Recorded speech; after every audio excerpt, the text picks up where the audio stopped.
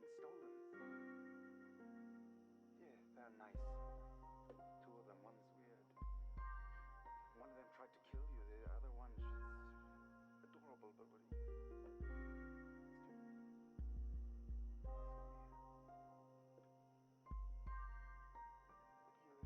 What do you expect to do with her?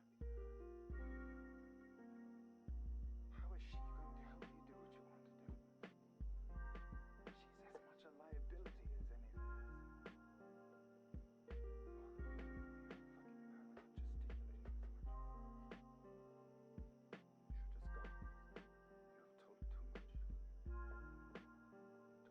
Told too much. Let them go. It's time to go. My name was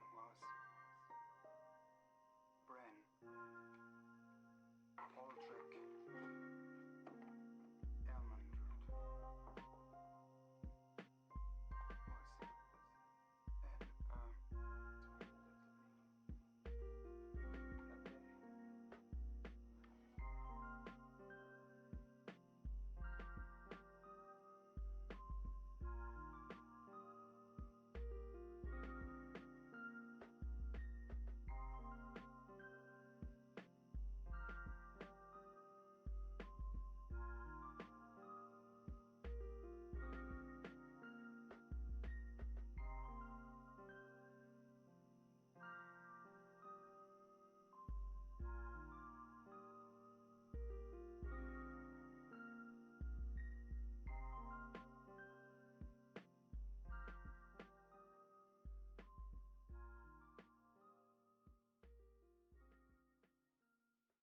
I don't have any family. You're the closest thing that I have. And I have come to rely on you, and I am grateful for your company. I couldn't do this without you. Well, screw our courage to the sticking place and get them out of there. Yes. Yes. Let's get them home. Yes. Yes. Let's get them home. Yes. Yes.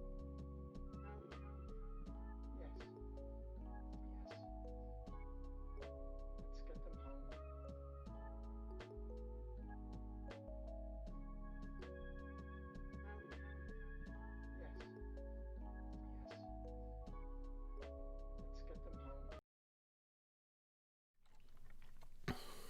Hey, another late night recording stream.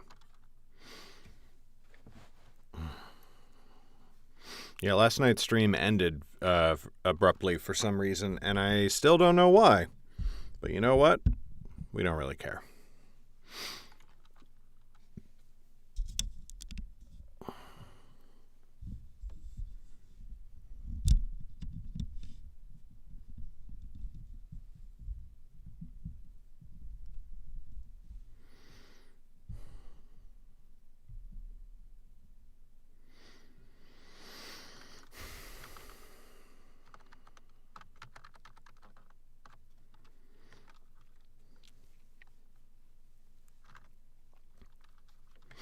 All right.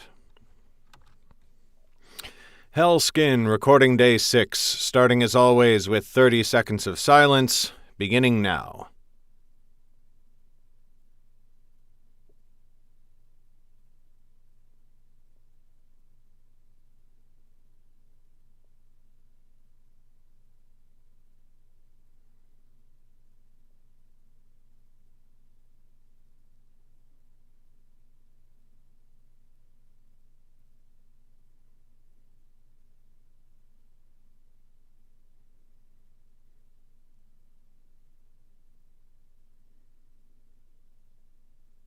All right.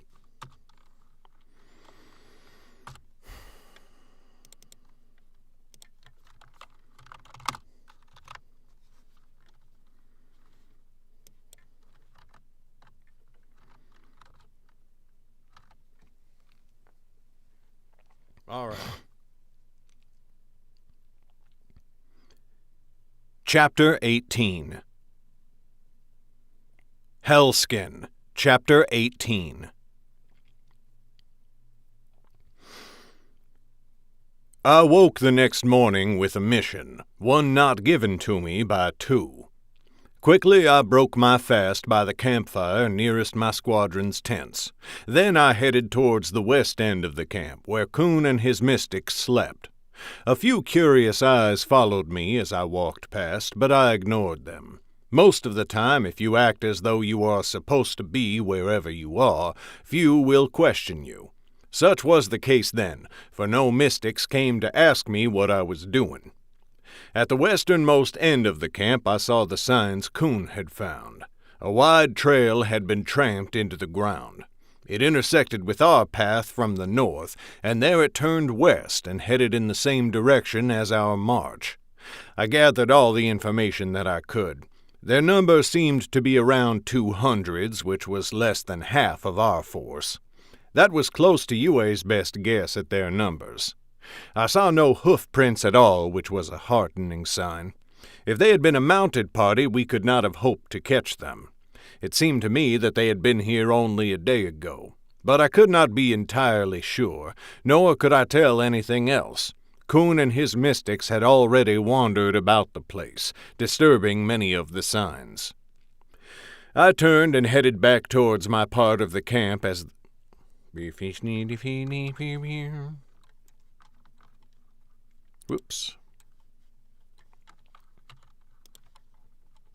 mystics had already wandered about the place, disturbing many of the signs. I turned and headed back towards my part of the camp with the same air of indifference as when I had come. Once again, no one hailed or challenged me.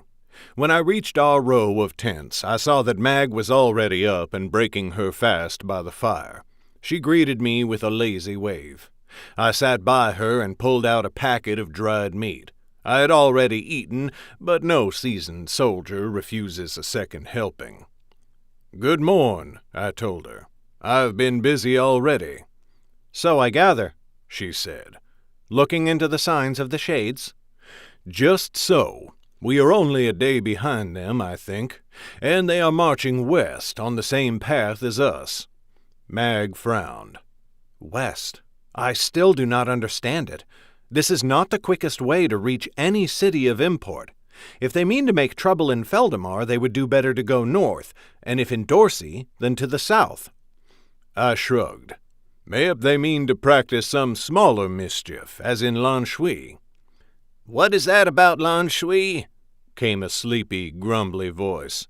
Yue hauled herself out of my tent. Her short yellow hair stuck out in all directions, black in the roots after so long without dye.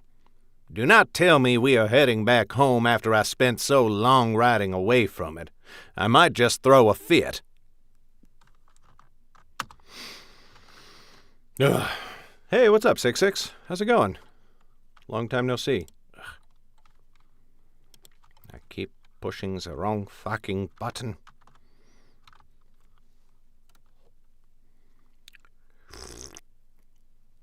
How's your late night / early morning going? Ooh, NaNoWriMo prep. That's right. I almost forgot all about it. Fuck.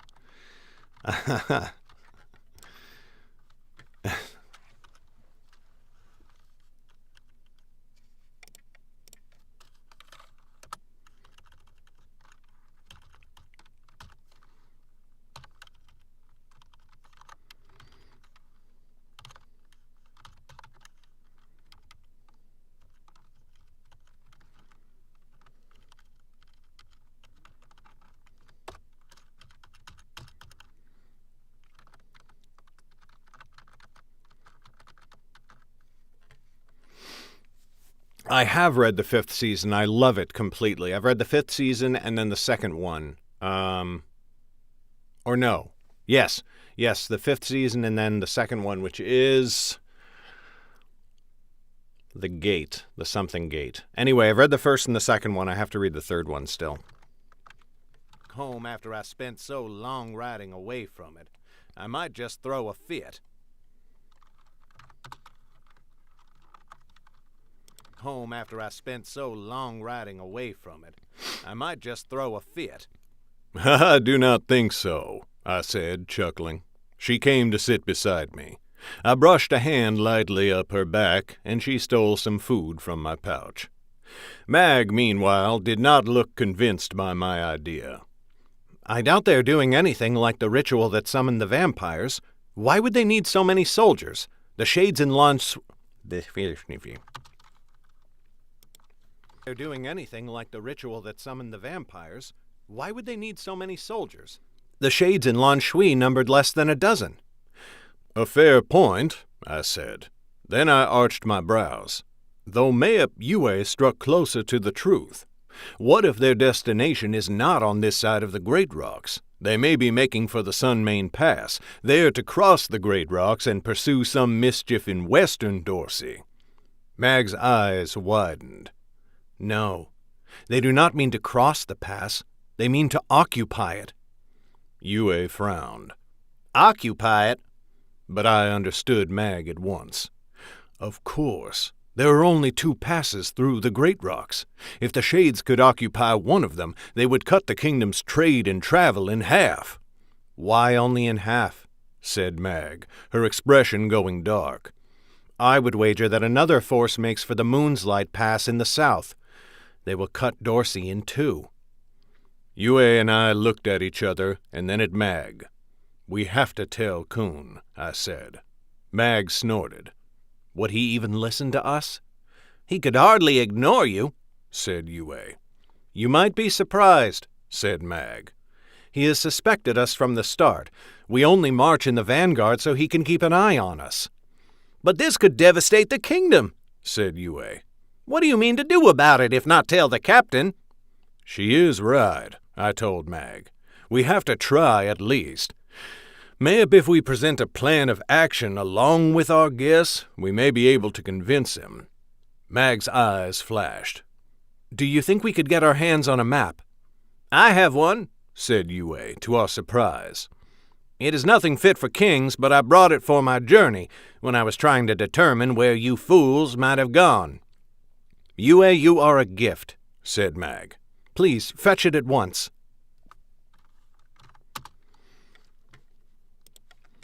The Killing Moon, that sounds awesome. "Yue, you are a gift," said Mag. "Please, fetch it at once." Soon we had it laid on the ground near the fire. Mag took a piece of charcoal to draw on it, and her brow furrowed as she studied it. She circled a spot. 25 leagues west of our position, there was a narrow pass between a wood to the south and a cluster of hills to the north. "This place," she said.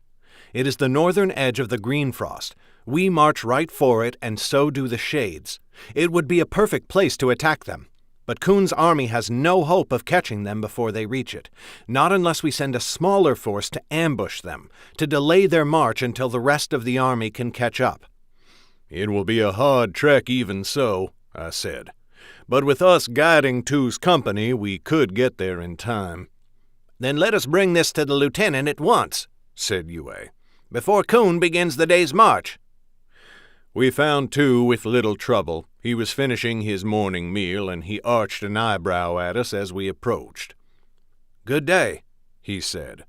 "What is it? You look as though something important has happened." "Not yet," said Mag. As quickly as we could, we outlined our plan. Tu listened attentively, curling his fingers through his goatee and frowning. "The Sunmane Pass," he said. "I admit it makes more sense than anything else we have guessed at. But they would have a hard time holding it with no place of strength to defend." A chill went through me. "They may have a stronghold in the peaks," I said. Tu met my gaze nonplussed. "Oh? I know of no such places in those mountains. How could they keep it hidden?" My throat went dry. I've seen something similar before, in the mountains west of Northwood. In the mountains dry. I've seen something similar before. In the mountains and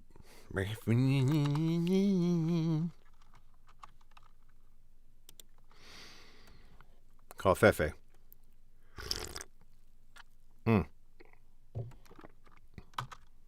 Dry. I've seen something similar before. In the mountains west of Northwood. It is where I first saw... Jesus Christ, what is it tonight? I have seen something similar before. In the mountains west of Northwood. It is where I first saw shades, though I did not know who they were at the time. I was afraid Tu might have heard something of that stronghold and know that there was more to my tale. But to my immense relief, he only nodded. Well then, I think you are right. This must be brought before the captain. His expression soured. Though I wonder if I should bring it to him myself. He is not overly fond of the two of you. An understatement if ever there was one, said Mag lightly. But you will need Albert and me to guide the company if we have any hope of catching the shades in time. Tu tilted his head. You know the area well? She is Dortian, I told him, and grew up not far from here, and I was trained as a ranger in Calenton. Though I do not know this land well, I can guide a force through any wilderness if I know where I am going. Mag's mouth opened and then clamped tight again. I hoped I had not overstepped, saying more than she had wished, but she did not look angry, only conflicted. All right, said Tu. The troops have risen, and most will soon be ready to march. We must speak to the captain at once. Come. Sir, said... Nope, that's not any of their voices. Said... And most will soon be ready to march. We must speak to the captain at once. Come. Sir, said Mag, Yue, and I together. We followed him through the camp to Kuhn's tent. A small table had been set up, and Kuhn...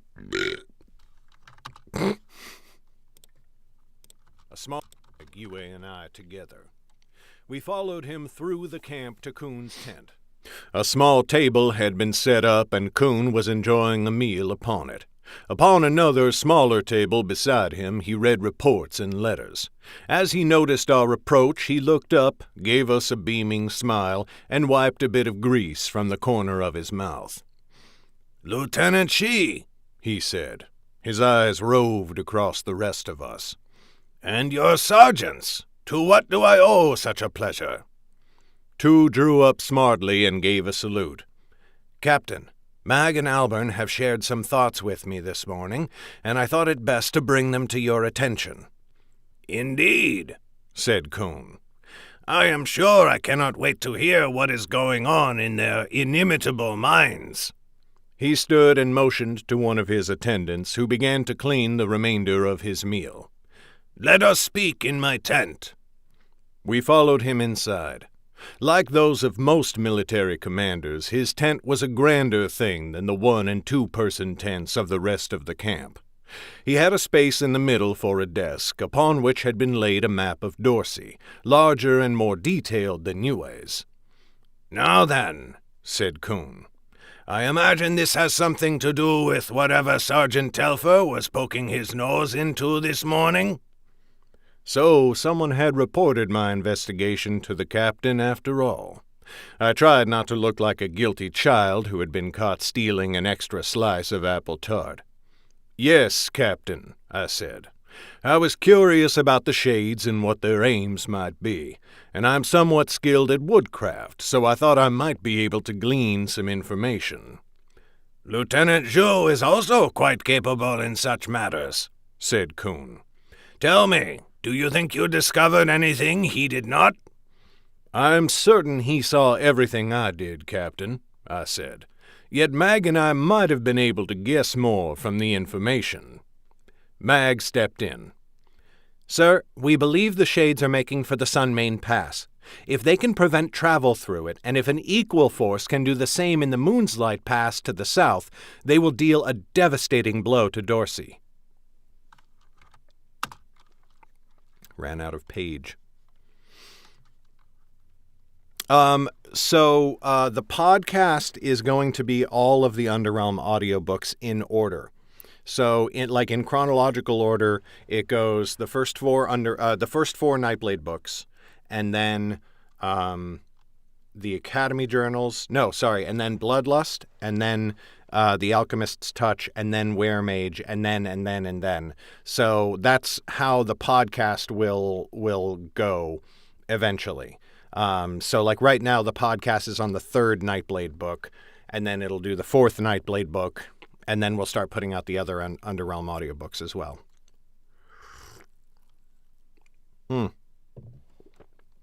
Yeah.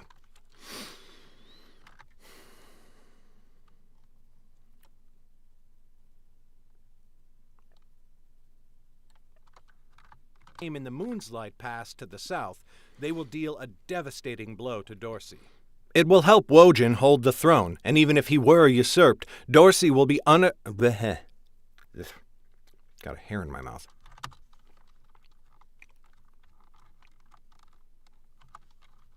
In the Moonslight Pass to the south, they will deal a devastating blow to Dorsey. It will help Wojin hold the throne, and even if he were usurped, Dorsey will be utterly unable to aid the High King against Dulmoon. Kuhn's brows shot for the tent ceiling. Fucking...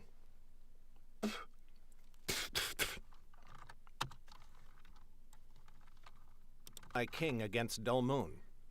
Kuhn's brows shot for the tent ceiling. That is quite an assumption. Do you know something of the Shade's intentions? The meaning behind the question was obvious.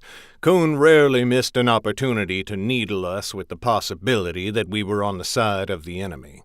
I ignored it, and as Tu rolled out Yue's smaller map atop the larger one, I pointed to the marks we had made with charcoal.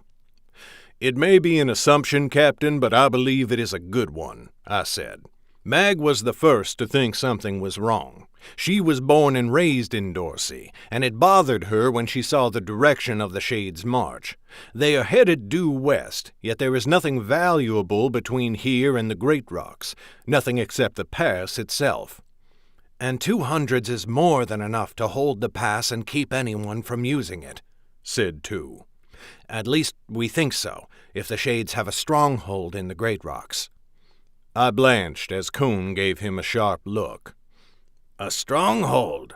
And what makes you think they have one? Tu paused, turning to look at me. "Well," I took a deep breath. "Captain Zhu, what do you know of Jordell of the family Adair?" A long moment of silence stretched as he studied me. Tu now seemed uncomfortable, as though he regretted bringing us here.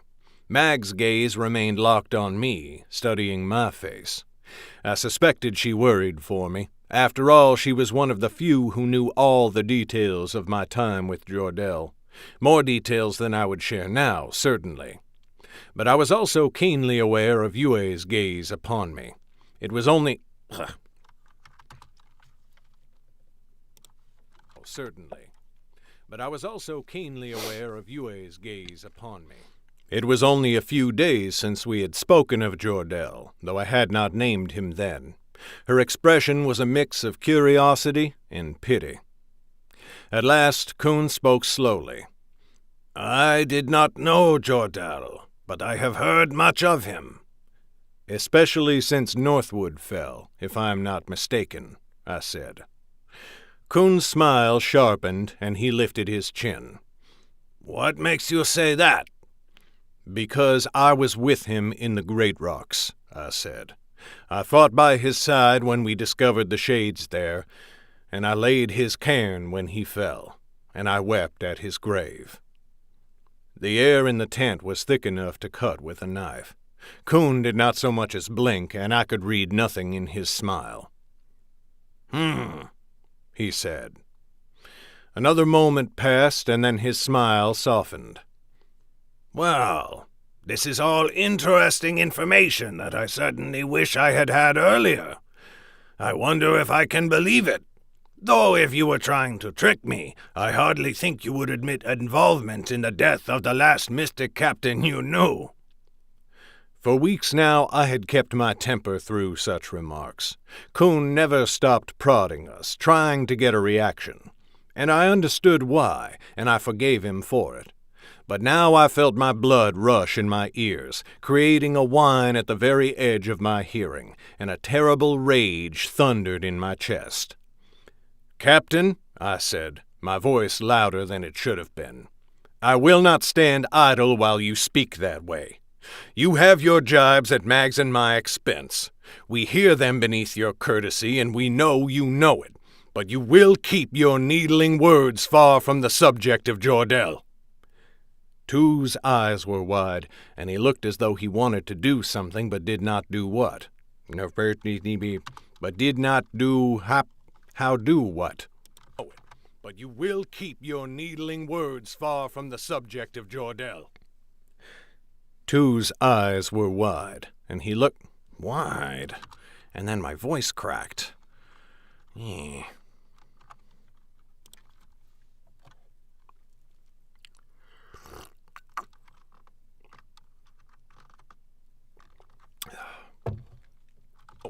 "But you will keep your needling words far from the subject of Jordell."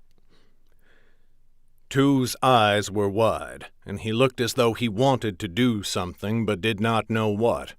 Meanwhile, Coon's smile had again grown sharp and icy. "Oh, I will. Or what? What will you do if I do not comply?" "There is no or," I said. "Alburn," said Mag, gently but firmly. "No," I barked, cutting her off. Her brows lifted, but I ignored her and turned back to Coon. "There is no or. You will stop because you are a man of honor, and respecting Jordell's memory is the honorable thing to do. If I were a shade in disguise intent on your ruin, it would still be right. If I were an assassin with designs on the High King herself, it would still be right.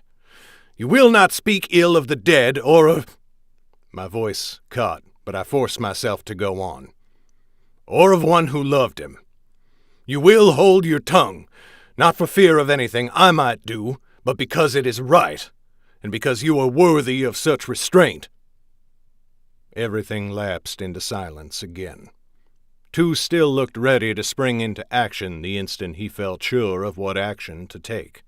My limbs shook as anger and anxiety coursed through me together. I was prepared to fight, to flee, or to break and weep on the ground, and I could not have told you which I wanted to do most. But Coon did not look angry. His smile had not gone, but it had eased. "At last, some honesty," he said quietly. I frowned. "Sir?" He dropped his gaze to the map and leaned over the table on clenched fists.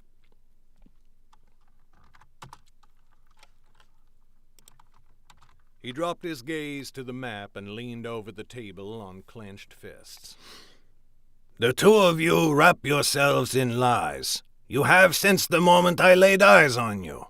Nothing you have said to me has come without some cloak of falsehood, or a shawl of deceit at the very least. And that is fine. I do not need unshrouded honesty from everyone who serves me. But it makes me suspicious, as is my right." He looked back up at me again, studying me close from beneath his thick black brows. "Yet now I hear you speak with truth ringing from every part of you, your tongue, your eyes, and your heart. It is refreshing." There was a long pause while I took this in. "Thank you, Captain," I said at last. "So you believe me?" "I do," said Coon, smiling. "And your sharing of truth deserves the same in turn. I had not meant to tell you this yet, but now I wish to inform you of something Lieutenant Zhen learned in Quan Shu." Lieutenant Zhen straightened suddenly, his eyes widening. "Sir," Coon waved him to silence with one hand. "Zhen, please. They deserve as much now that they have laid their hearts bare, as it were." He turned his gaze to us. "Wojin has been deposed." "What?" said Mag, Yue, and I at the same time. "Yes," said Coon, nodding. "Reports are murky as to how, but agents in the capital city of Danfon, led by other mystics, overthrew the pretender king. Even now he is being held captive there." "Then who sits the throne?" said Yue. Kun glanced at her. "His Majesty, formerly His Excellency, Senlin of the family Fei. King Jun was, it seems, killed. That much was true in what Wojin said, if nothing else was." "But this is wonderful news, sir," said Tu. "Should we not proceed to Danfon at once to help the new king stabilize his claim?"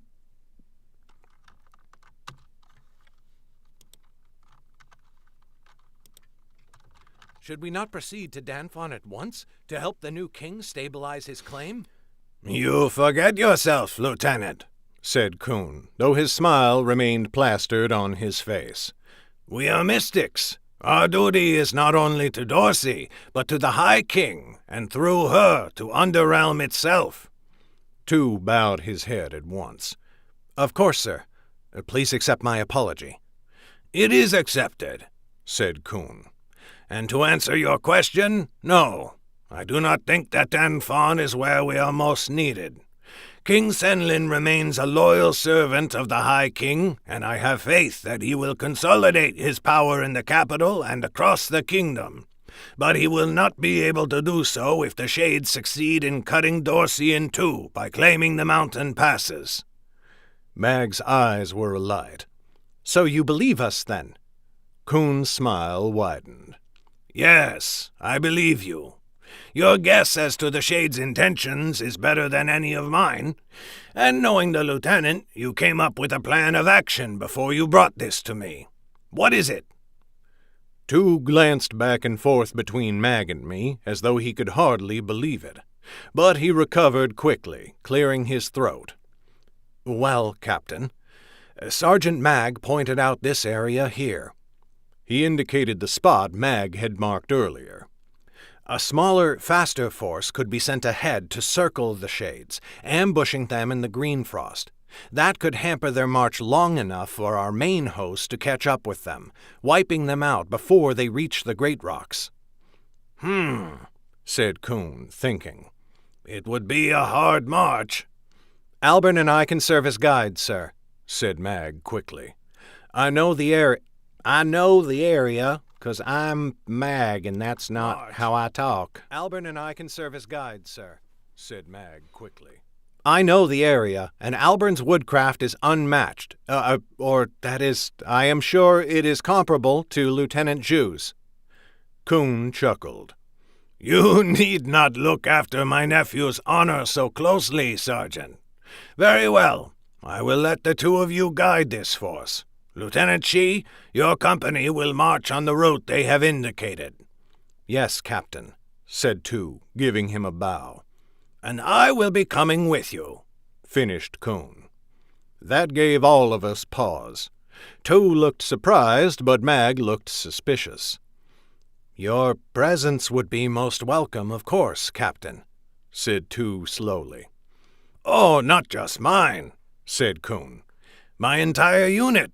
All of the mystics in our force, save those who are sergeants and lieutenants in the other companies. After all, if you intend to slow the Shade's march, you will need the strongest fighters you can get."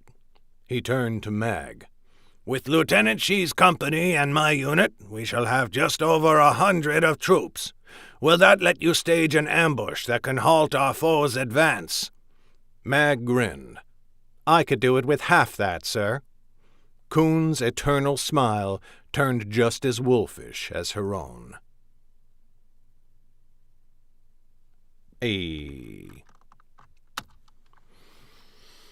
Woof! Kun's voice does a number on my throat.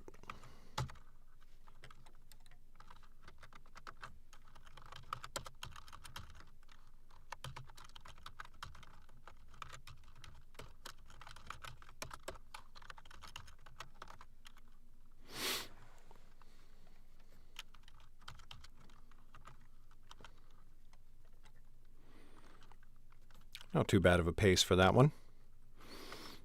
Next chapter is shorter. That is nice to see.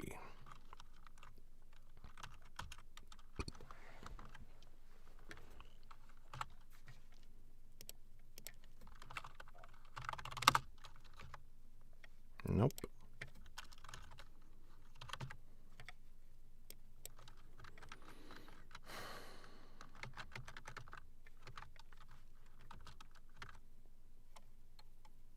A.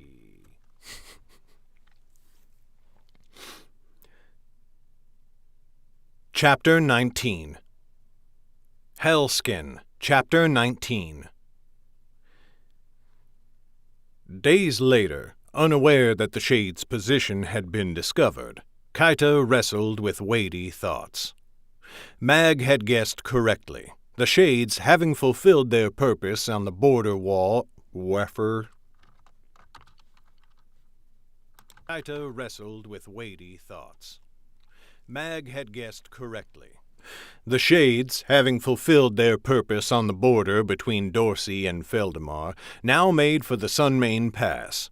Most of the Western senators had not been loyal to Wojin, and they would wish now to support the new king as soon as they could muster the armies to do it. The Shades might not be able to prevent that from happening, but they would want to delay it as long as they could. These matters were much on Kaita's mind, but something else also troubled her thoughts. She wore no furs against the cold. It was nothing compared to Tokana, but she still had on her cloak. She never took it off these days. And as she considered the road ahead, her hand stole into the cloak, probing an inside pocket. There sat the package of brown cloth Rogan had given her. She could feel the mage stones calling to her. Sometimes she even peeled back the edges of the cloth to look at them, as though to reassure herself of their presence. They glinted back at her, dark as the pupil of a giant's eye. Wild thoughts flitted through her mind whenever she looked at the stones. Rogan had never wanted to give them to her. What if he had lied? What if he had given her fakes? She should eat one, test it, just to be sure, just so that she could know. Footsteps approached her tent. Kaita snatched her hand away from the stones as the front flap opened. Tagata entered, bent double to fit. Tagata was a Shadeborn, like Rogan. 10.5 hands tall she stood, and her shoulders were as broad as 2 ordinary folk abreast. On her back she carried a massive greatsword, which was as tall as Kaita herself. But her most frightening ability was neither her strength nor the surprising speed with which she could move. It was the tattoo inked on the back of her neck, the mark of her lord's favor. That mark could banish death itself, letting her recover from even the most grievous wound in a matter of moments.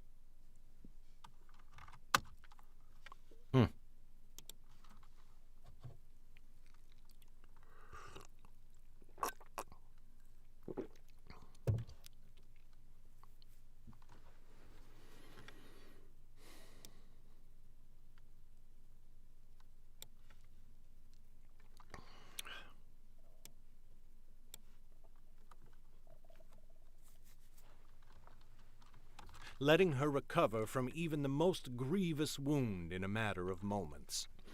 She was a killer, born and bred and given a dark blessing.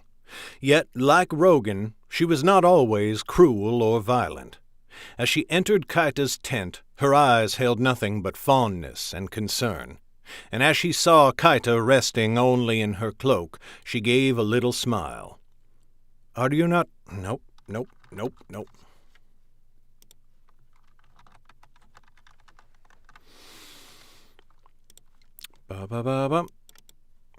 Let's listen to our Tagata.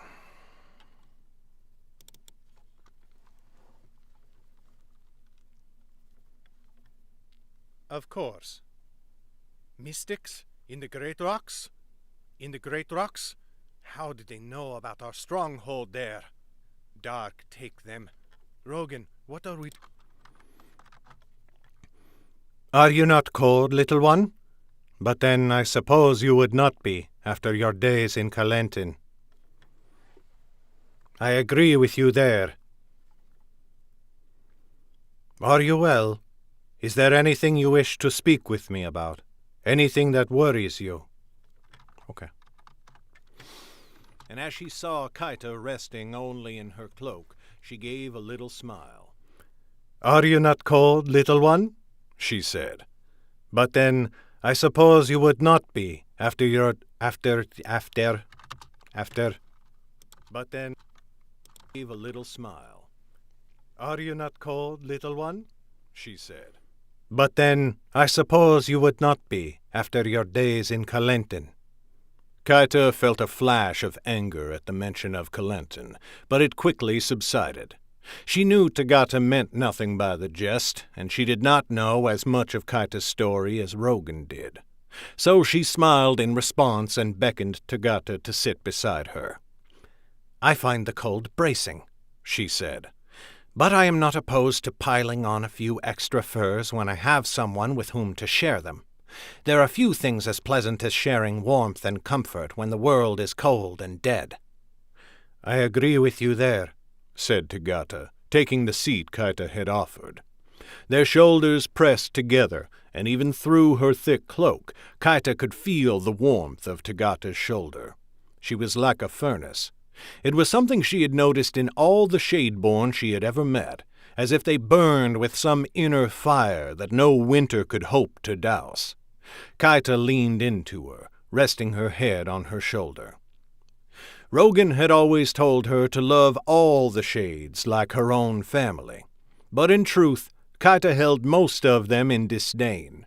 They were like sheep, like the very people who had made her suffer early in life. She gave her trust and love only to those who deserved it, ones like Tagata and Rogan himself, ones who were useful because they were strong. But they were also very, very clever. And even as Tagata wrapped an arm around Kaita's shoulders, sharing more of her heat through the cloak, she glanced down at Kaita to give her a quick look over. "Are you well?" she said. "Is there anything you wish to speak with me about? Anything that worries you?" Kaita sighed through her nose. "You should say what you mean. I have not taken the Magestones. I gave my word to Rogan. And yet in return he has sent me to march with you, directly away from where I wish to go." Tagata frowned. "We must make for the pass. If the Western senators can muster—" "I know the reasons," snapped Kaita. She paused, took a breath, and forced herself back to calm.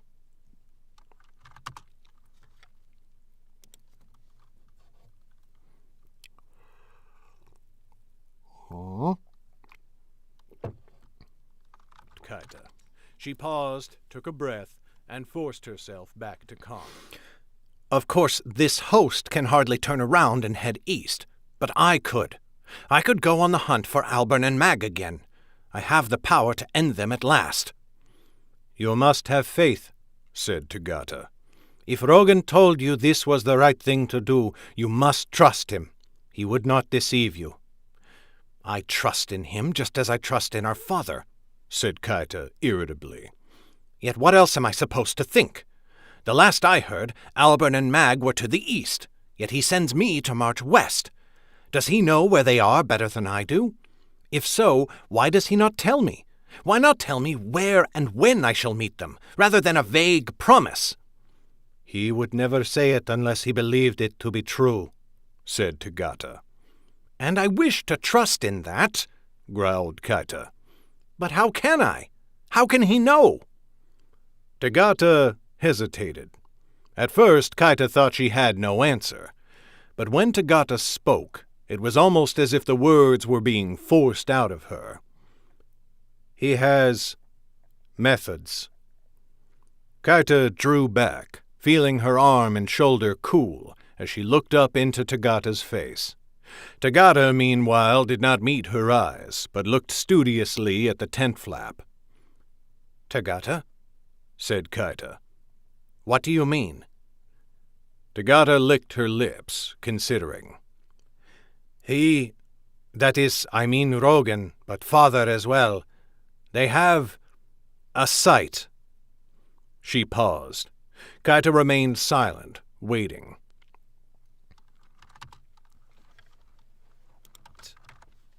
She paused. Kaita remained silent, waiting.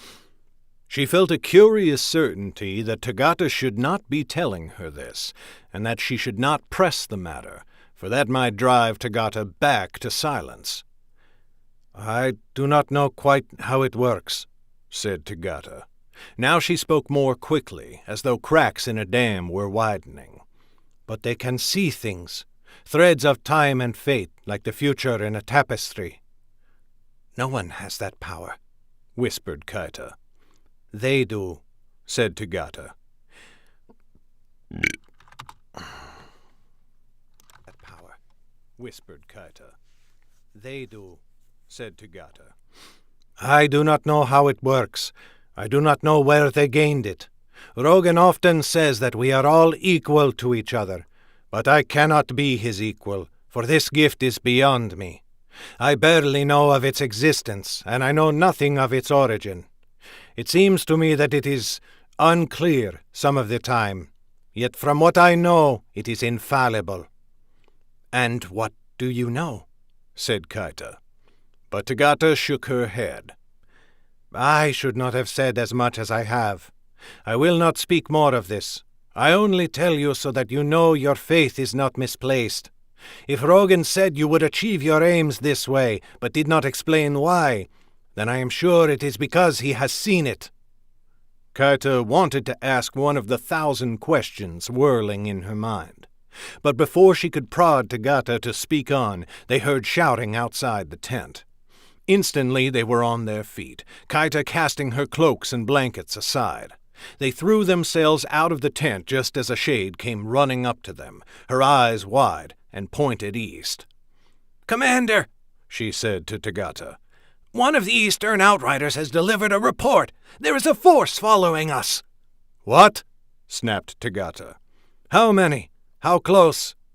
"That is unclear, Commander," said the messenger. "He saw the smoke of many campfires, but could not see the foe." Tagata paused for a moment, considering, but a furious excitement sparked in Kaita's heart. "It is them," she said in a whisper. "It must be." Tagata frowned at her. "If there are many campfires, it cannot be—"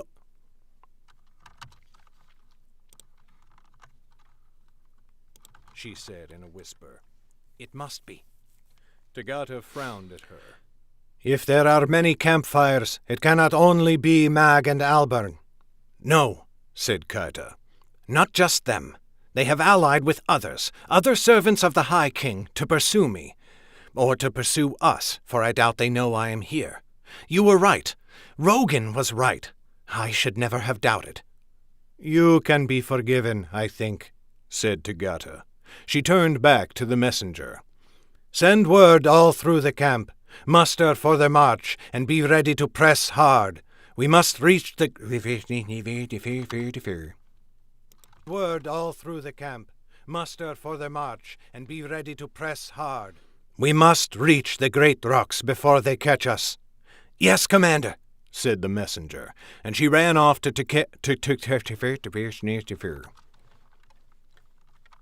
said the messenger. "Be ready to press hard.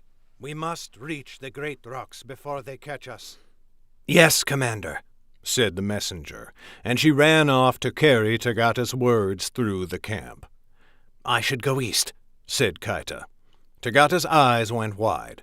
"No, Kaita," she began. "You cannot—" Kaita stopped her with a raised hand. "Be at peace. I do not mean to fight them, but I am your only were-mage.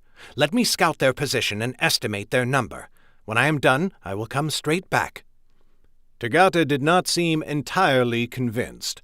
The giant frowned down at her. "Will you promise me?" Kaita gave her a small smile. Not all the shades had earned her love, but Tagata had done so long ago. "I will do better than that," she said quietly. She reached into her cloak and pulled out the small packet wrapped in brown cloth. As Tagata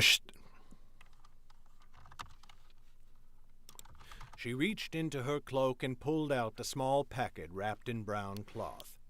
As Tagata stared in shock, Kaita placed it in her hand and folded her thick fingers around it. "Keep them until I return," said Kaita. "They would slow me down in my flight, and without them, you know I have no chance of striking at Mag and Albern in the heart of their allies." "Kaita," murmured Tagata. Wordlessly, Kaita stood on tiptoe and pulled Tagata's face down to kiss her on the cheek. Then she turned, and her eyes filled with mage light. An instant later, a raven took wing into the gray, cloudy sky. Kaita had to flap hard, for there were no updrafts to cast her sailing through the air. But she relished the burning in her wings, the feeling of blood coursing its feverish way through the tiny veins of her bird form. Her months of fleeing from of blood coursing its feverish way through the tiny veins of her bird form. Her months of fleeing from Mag and me had left her exhausted, but she had had a week of easy travel with the Shades to recover. Now flying felt like a return to honest work after being too long idle. At last she spotted Kuhn's force. She studied it from high up in the air. Her best guess was that around 3,500 of troops lay below her, not counting the camp followers behind. That was almost double the size of the Shade force. Worse yet... Right. No, that's correct numbers. Behind. That was almost double the size of the Shade force. Worse yet, she spotted some dozen or so red cloaks wandering among the press, mystic officers directing the militia. So, the mystics were aware of the Shades' march and were hunting them across Dorsey, and they were only half a day's march behind the Shades. At least they had no horses, other than some few officers' mounts and pack animals. Tagata and her troops should still be able to reach the Great Rocks before they were caught, though it would be a near thing.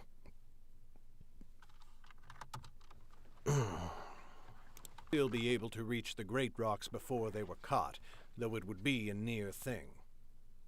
Kaita was about to swoop lower. She wanted to see if she could identify the leader of this little army. She especially wanted to catch sight of Mag and me, to confirm what she already suspected. But just before she bent her wings to dive, an arrow flew up from the host. It pierced a raven, a real raven, through the breast. The bird plummeted to the ground. "Dark take them," thought Kaita. They were shooting birds in case they were weremages. Even as she watched, a falcon drew too close and was shot down. Well, in truth, that was all she needed to know. If this host was taking precaution against weremages, that must mean that Mag and I were there. We would have told them about her. She could not get closer to confirm it, but she had all the proof she required. She turned and powered her wings back towards Tagata and the rest of the Shades. Scene break, 2 seconds of silence. Of course... Thank you for the follow, Ghost Monk. Much appreciated.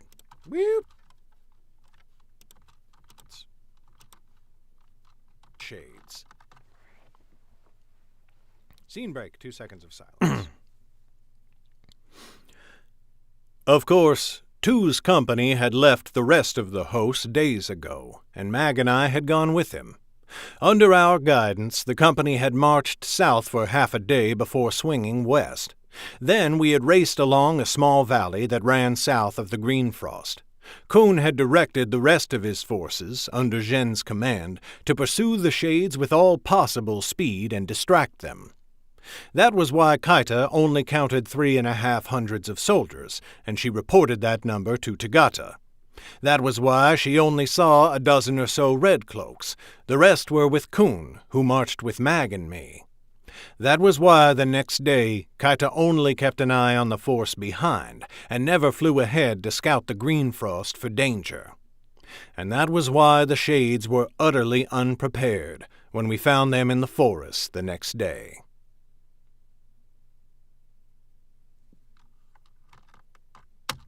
Oh, you're all good, Ghost Monk.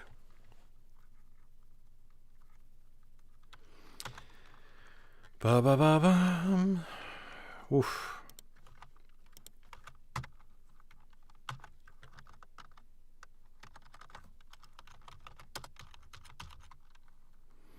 Another chapter done.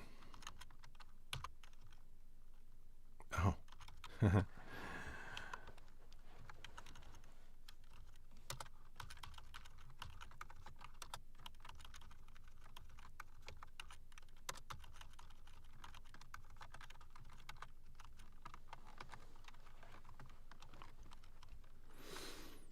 Oh, and the next chapter is a nice short little one. Excellent. Excellent, excellent.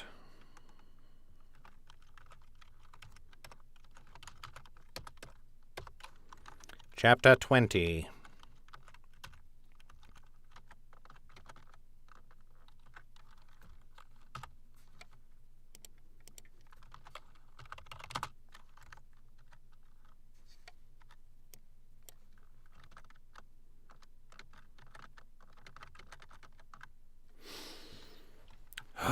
Okay. All right, one more short chapter, and then I take a break. Refresh my coffee.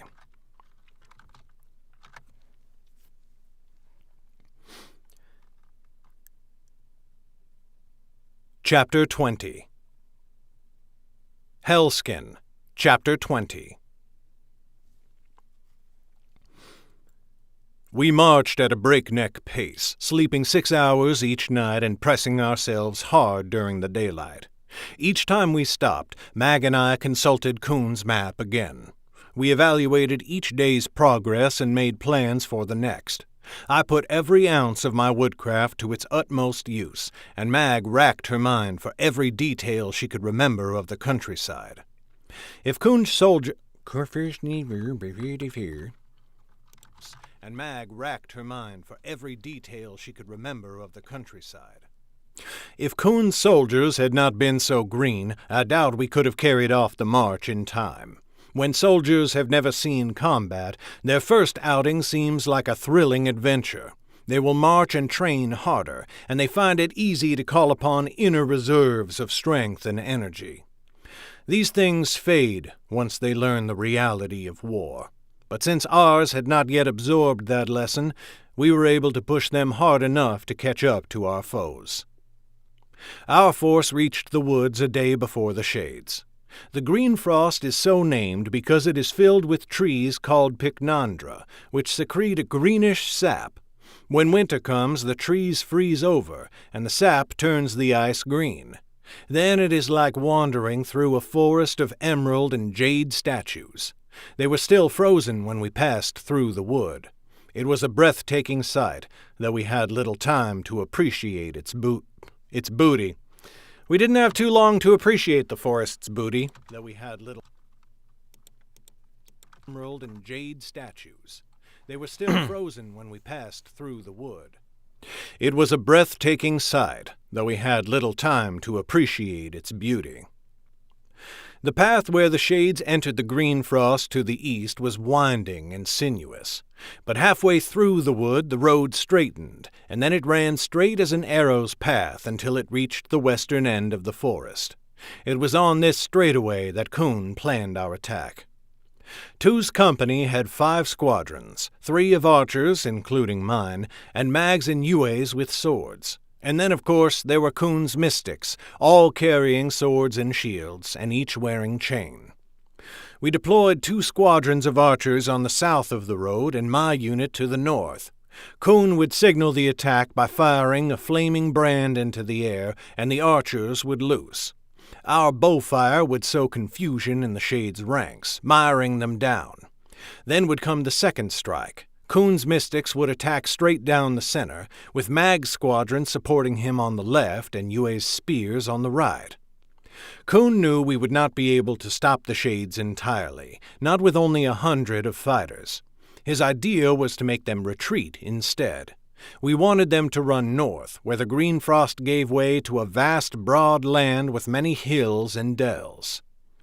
"Captain," said Yue, when Kuhn told us the plan, "will they not vanish into the hills? How will we keep track of them?" "Indeed, we hope they try it, because it will not work," said Kuhn. He nodded to Mag. "Mag here knows this region. The land there is too gentle to block sight very well, nor will it let them funnel us into a trap. nor will the gentle slopes give them much of a high ground to defend. The hills only look impressive from a distance. Once inside, they will never leave again." It was a cunning ploy, and Mag and I were impressed. I think Coon could tell we approved, which seemed to please him despite himself. Something had changed in his attitude towards us. I did not get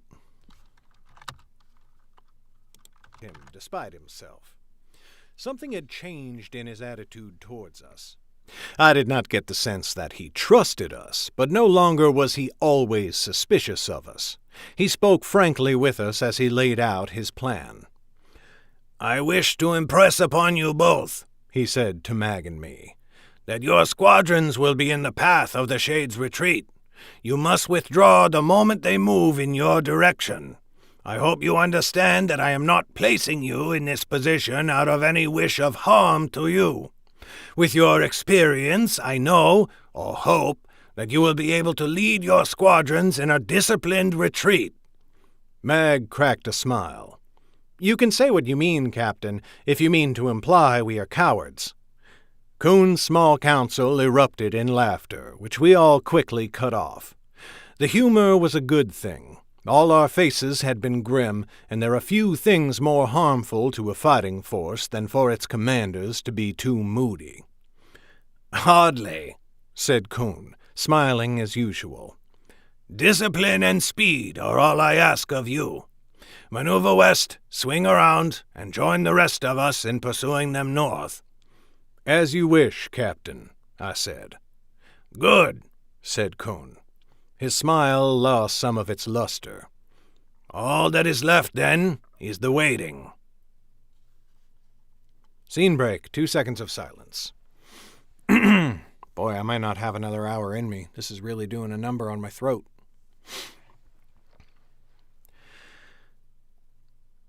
As any soldier with experience will tell you, the waiting is the worst part.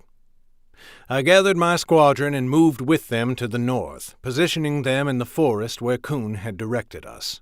Mag and her unit came with us. Our troops kept their eyes cast down at the ground, and their fingers were pale where they gripped their weapons. Only Halan seemed to be in better spirits, and that was only compared to the rest. His mouth was set in a firm line. He told no jokes, but kept his now spectacled gaze on the beautiful jade forest ahead.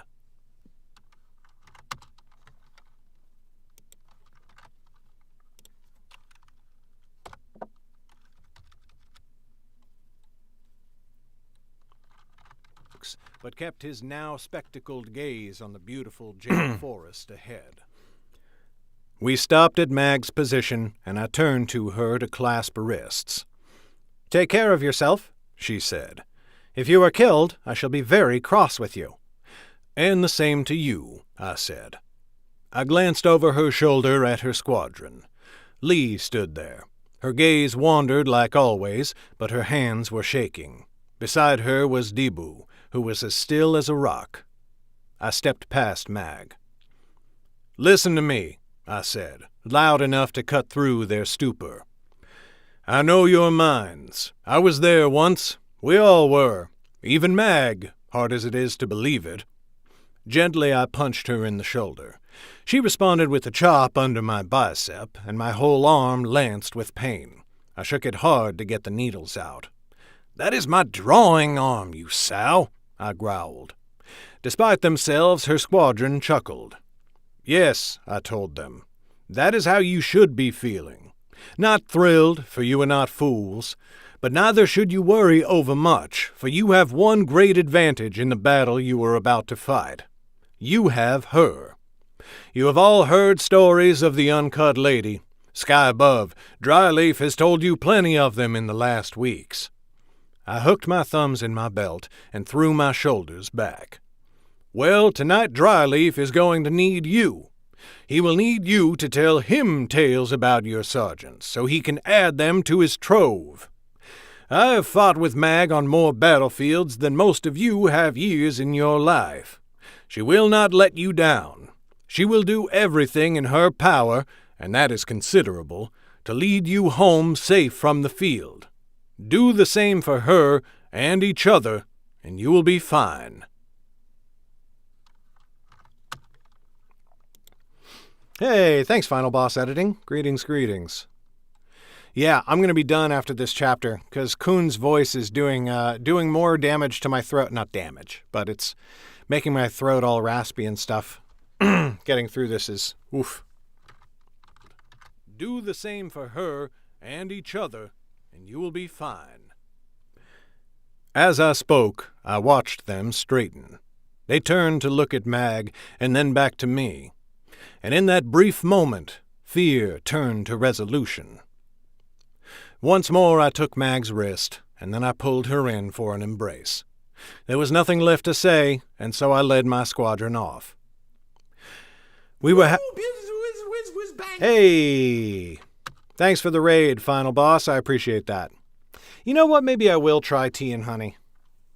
I'll finish this chapter. I'll take a short break. I'll make tea and honey. And we'll give it another shot. But, yeah, we'll see. For an embrace. There was nothing left to say, and so I led my squadron off. We were half a span away from Mag's squadron when Jian cleared her throat. Well, Sergeant, have you any inspiring speech for us? I half thought Mag would speak on your behalf the way you spoke on hers. And what did you think she would say? I retorted. You have little to hang your hope upon. You are, after all, stuck with me. That got a half-hearted laugh from all of them. I stopped and turned, for we had reached our position. No, but in all earnestness, the most comforting thing I can say to you is that you do not need any comforting today. For most of you, this is your first battle, and it may be the safest one you will ever see. You have an easy job today. Shoot an enemy when they do not know you are there, and flee before they can retaliate. I raised one finger. But there is something you must remember. You must listen for the moment when I sound the retreat, and you must stay close to me and to your squad mates when we pull back. Pay attention to your surroundings, and always keep an ear out for my call. What is far more important than killing the enemy? Staying alive, they all said in chorus. I drilled them into it. Nope, I drilled it into them. Nope. Than killing the enemy? Staying alive, they all said in chorus. I drilled it into them hard enough. According to you, added Jian after a moment. Chaosaku's nostrils flared, and his locks shook as he turned on her. Dark below, Jian. Nope, that's her voice. Flared, and his locks shook as he turned on her. Dark below, Jian. Be calm, you tree trunk, she told him, pushing her rakish hair off her forehead. It was a jest. I rolled my eyes. All right, find a tree to hide behind, and get ready. All right.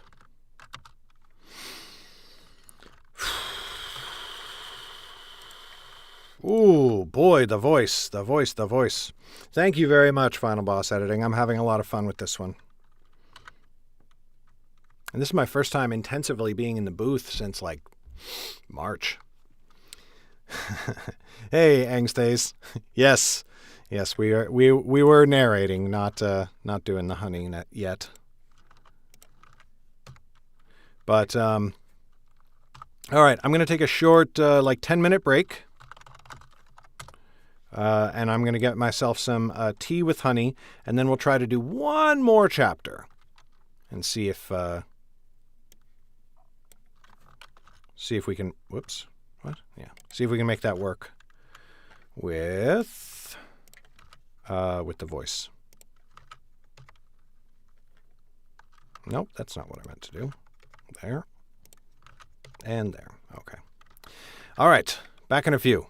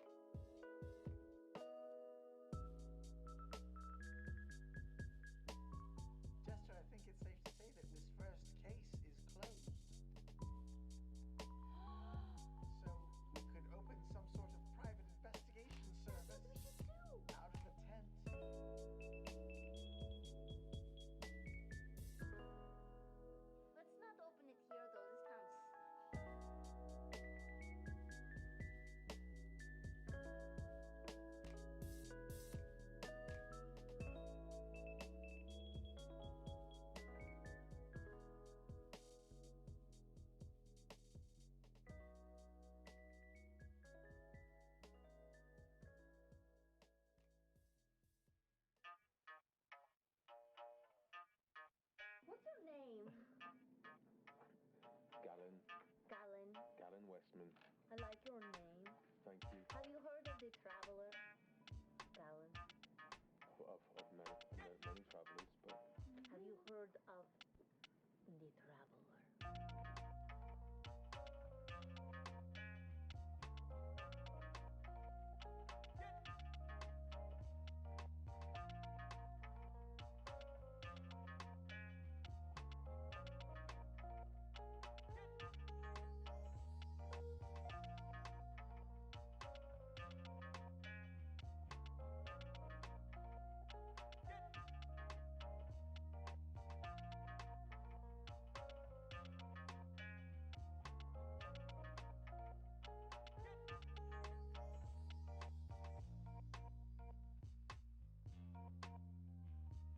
ladies.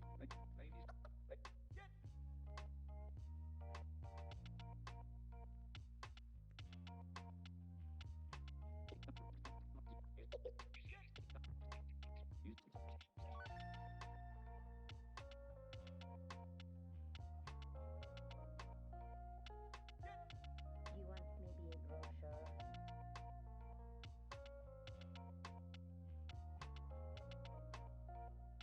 I can tell you about it. Okay.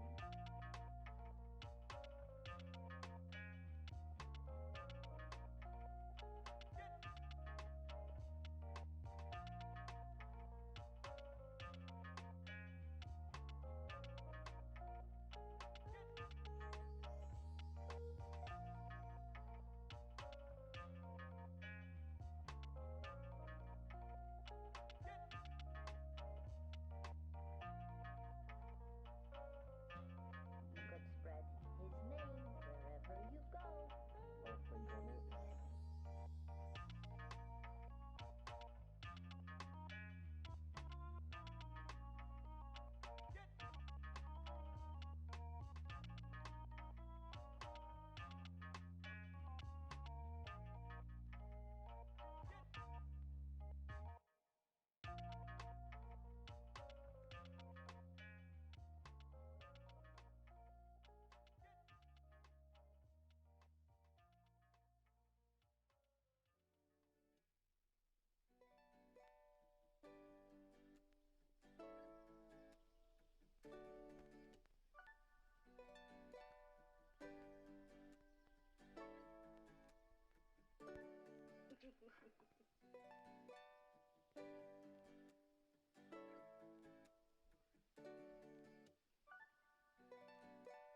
What you reading there, Jester?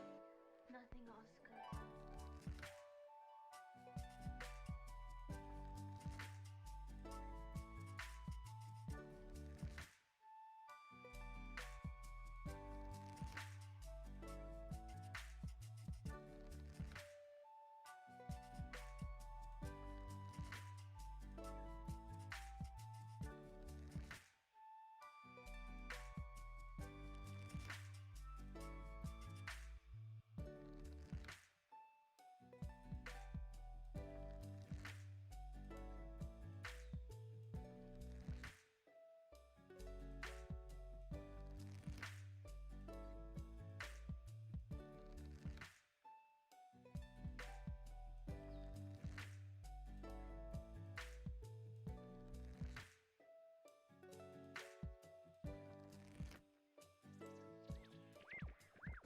Oh, Oscar, thank you for saving. It's for Sorry, I didn't for.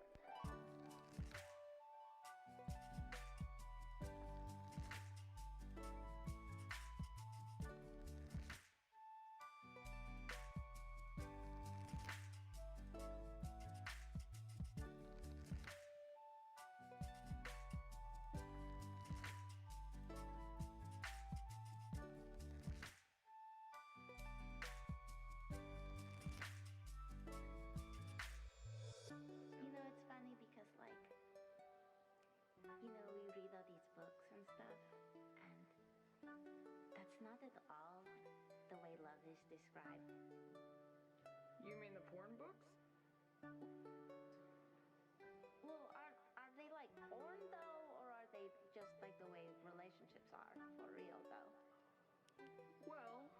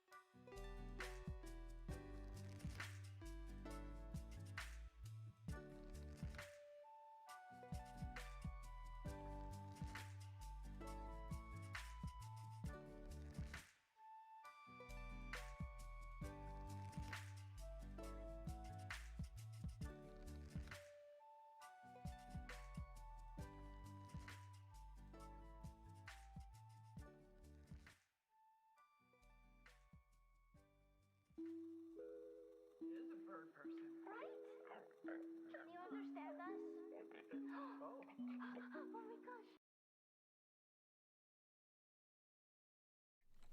gosh. Okay, we're back. We have tea. We have tea with honey. And we're going to give this a shot.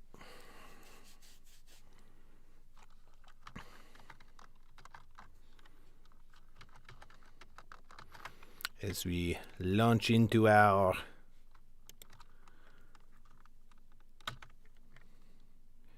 chapter 21.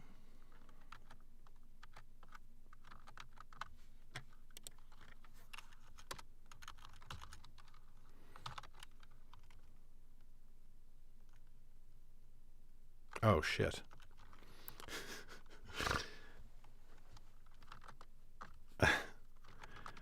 I forgot to record when I ended the last one, but since it was 10 minutes, we'll call it, it's probably about 15.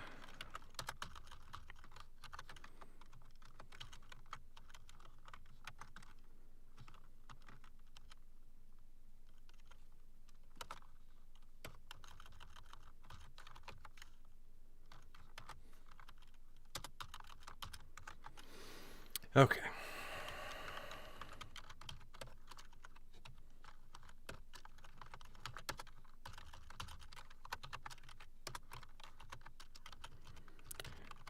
Chapter 21. Uh-huh.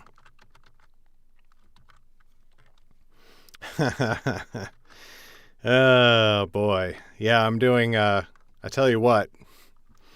I normally do October every year, and I'm doing it this year, so no drinking for the month of October. And 2020 is a really hard year to give up drinking for a month. And so the deal that I always make with myself is that I'm allowed to resume on Halloween. So this Saturday, I'm gonna have a good time.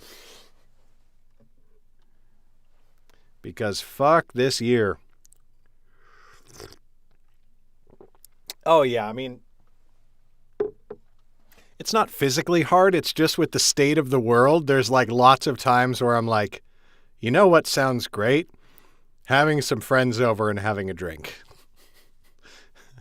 And I can't do either of those things in 2020. No, that's not true. I can have friends over, but you know, it's like I can't have friends over, but oh, fuck this year. All right, let's stop being depressing and let's record the next chapter.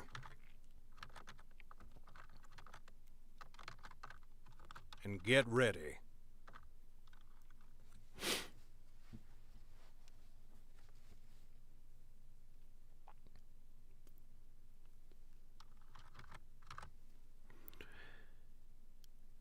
Chapter 21.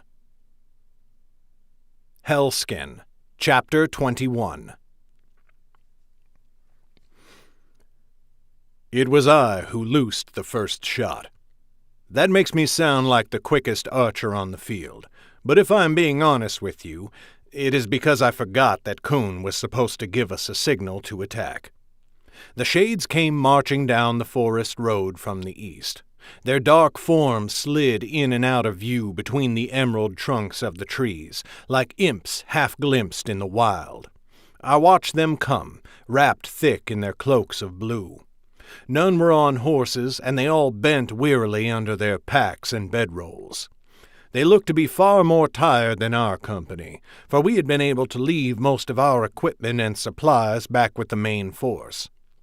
Near the head of the column was a giant of a woman who gave me pause. It was Tagata, as you might be able to guess, but of course I had never seen her before. Tagata, as you might be able to guess, but of course I had never seen her before. She was massive, towering over the shades all around her, with muscles thick as anything. She wore no extra clothing against the rainy chill, and her skin glistened with a sheen of sweat in the afternoon air. I swallowed hard. The first Shadeborn I had met was Triskin, who slew Jordell. When I first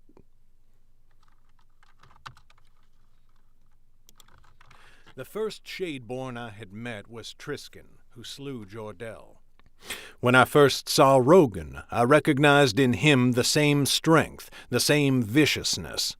I saw it again in this woman now. That meant shooting her would be useless, even if I were to plant an arrow in her eye.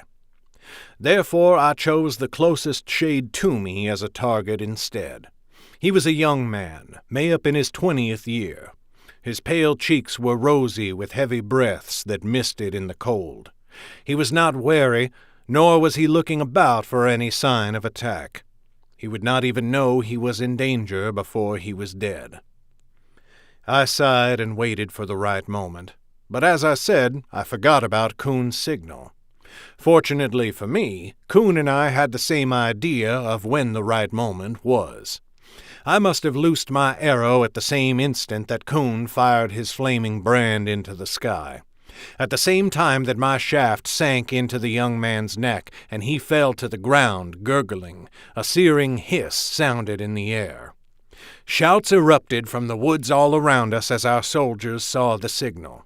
Flights of arrows ripped through the air to land among our foes.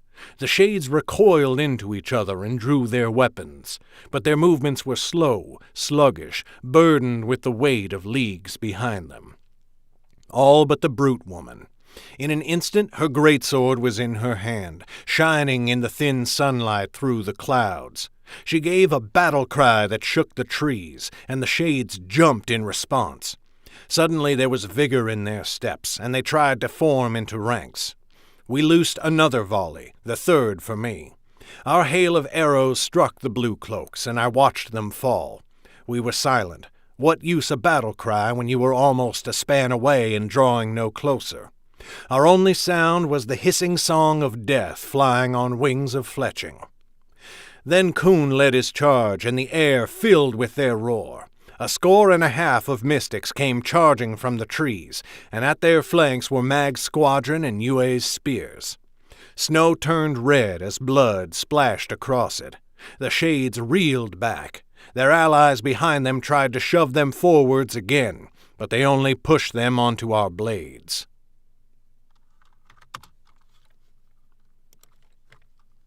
Tried to shove them forwards again, but they only pushed them on.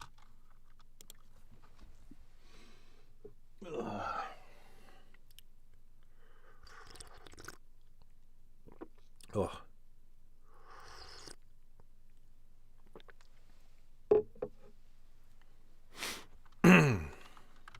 Tried to shove them forwards again, but they only pushed them onto our blades. I saw Lee there. She stood side by side with her fellows, but she was hesitant, the tip of her sword shaking. A shade lunged at her with a savage roar. Lee blocked his strikes, but she did not retaliate, and as she stepped back, her foot slipped in the blood-red snow. Before the shade could finish her off, Debu was there. His sword hacked into the shade's raised sword arm. The man screamed, but only for a moment before Debu stabbed him through the gut. Another shade ran up. Debu traded 2 blows and then slammed the edge of his shield into her face. She reeled back, nose broken. Debu's sword hacked at her neck, nearly severing her head. She flopped to the ground. With a moment of space to breathe, Debu turned and hauled Lee to her feet. She was still shaking, but she nodded at him. Together they plunged again into the fray, driving the shades back. But alone among the shades, the brute held. Kuhn's mystics broke like a wave around her, and she, like a boulder in the surf, held them off until they had to withdraw. Her great sword came around in a grand sweep. A handful of red cloaks struck the bloody slush, never to rise again. A curse slipped out of me. I had lost sight of Mag in the press. Hopefully she would recognize the woman's power from my descriptions of Triskin. If she could strike at the tattoo I guessed was on the back of her neck, we might bring her down, which would be a grievous blow to the shades. Yeah, I can finish the chapter, but I'm done for the night after that. I don't know how it's coming through on stream, but it's definitely feeling rough on my end. And sounding rough as well. Ugh. Whoops. No, no, no.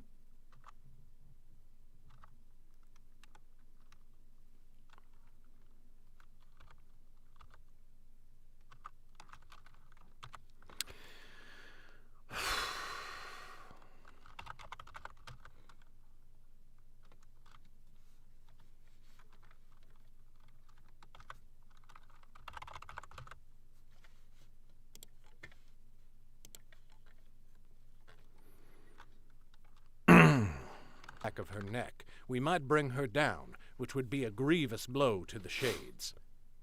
And then a raven swooped out of the sky, and I forgot all about Mag and the brute. The raven plunged straight into the shades' midst. And a raven swooped out of the sky, and I forgot all about Mag and the brute. The raven plunged straight into the shades' midst. No natural bird would have landed there during a battle, and if I needed any more confirmation, it came in a flash of mage light. Soon Kaita was visible among the press, shouting orders to her fellows. I could not take my eyes from her. My drawing hand had stilled, and no shafts flew from my string. Halan paused in his firing, looking at me strangely. He reached over and seized my shoulder, shaking it. "Sergeant!"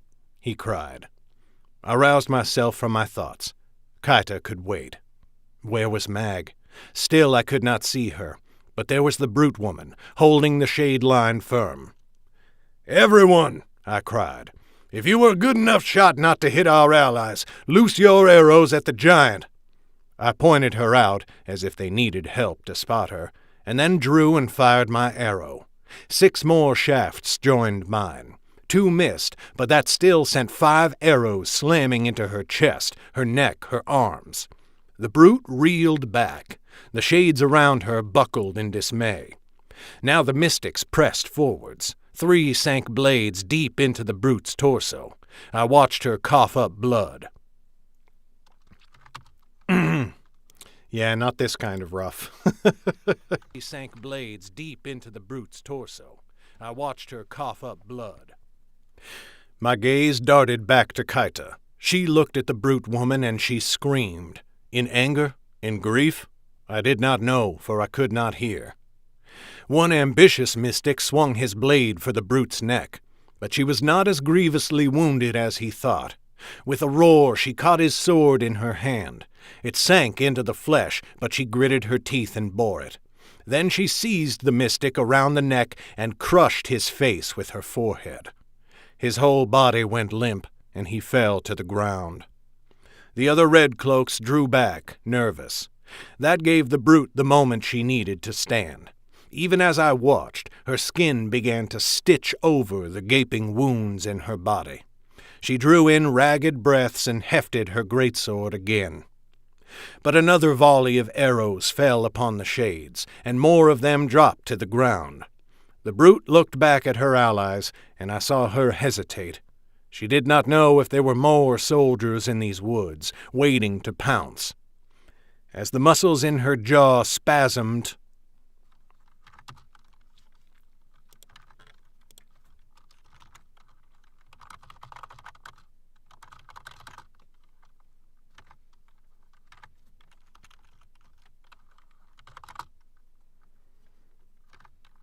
she did not know if there were more soldiers in these woods, waiting to pounce. As the muscles in her jaw spasmed and then clenched as hard as iron, she raised her greatsword and pointed it north. "Retreat!" No.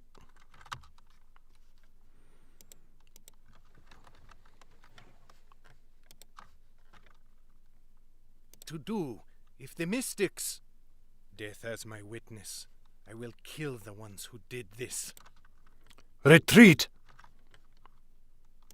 Clenched as hard as iron, she raised her greatsword and pointed it north. "Retreat!" she cried, and the word shook the very air, though her voice was thick with the blood in her lungs. "North!" Nope. Clipped out on that one. And the word shook the very air, though her voice was thick with the blood in her lungs. "North! Retreat!" I looked to... Her voice was thick with the blood in her lungs. "North! Retreat!" I looked to Kaita again. She had taken up the call as well, shoving the shades around her towards the trees. Towards us. And then I saw Mag. She and her squadron had begun to fall back, retreating before the shades as Kun had ordered. But Mag had stopped. She was looking at Kaita, who stood amid the shades a span away. Their eyes met across the battlefield. Both of them stood motionless, gazes locked. Around Kaita, the shades fled straight towards us, towards the trees that promised safety. Around Mag, her squadron wavered, unsure, not wishing to abandon their sergeant. "Mag!" My voice cut through the battle. Mag swiveled to look at me. But there was Kaita. Mag turned back. "Mag!" I barked again. Her gaze drew inexorably back to me. "Not yet." She heaved a great sigh, and she nodded, turning to her squad. I saw her order the retreat, though I could not hear the words. "Retreat!" I called out. "West, into the woods!" My unit looked ready to melt with relief, for the shades were now only half a span away. They began to head west, but I hesitated a moment more, looking back towards Kaita.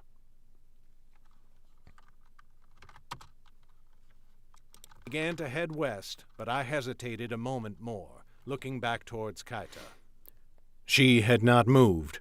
She was looking at Mag, even as Mag's unit withdrew. And in that moment, it was as if I could hear the silent words in her mind. "Not yet," I had said.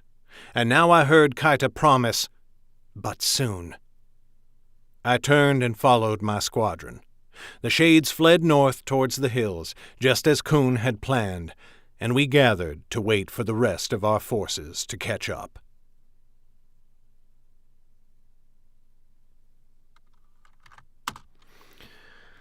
Woof, that is me for tonight.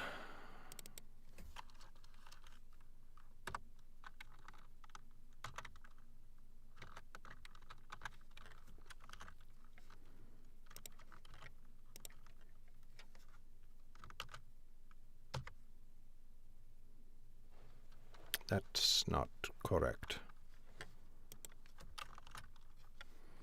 That is correct.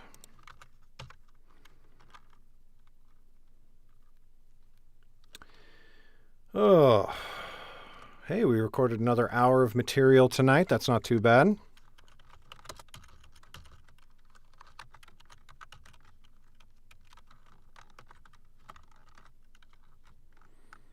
Oh, that last one was slow, though. Yeah, that's when it's time to wrap up. Ugh.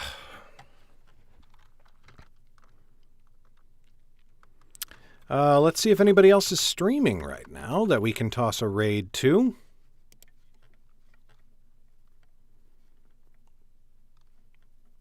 Oh, looks like Dragomir is playing Far Cry again. So I will throw Dragomir a raid.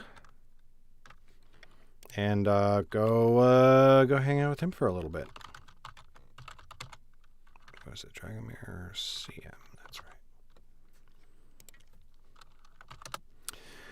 I will probably be streaming some map drawing tomorrow, and then tomorrow night I will be back for another late night stream of audiobooking.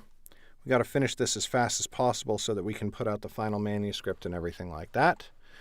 But we're chunking our way through. We've got, how long do we have? 1, 2, 3. We've got 6 more chapters until we're halfway done with the book.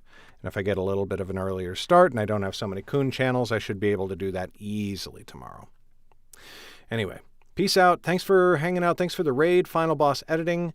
Thanks for hanging out, Angsthace, and see some people tomorrow. Bye.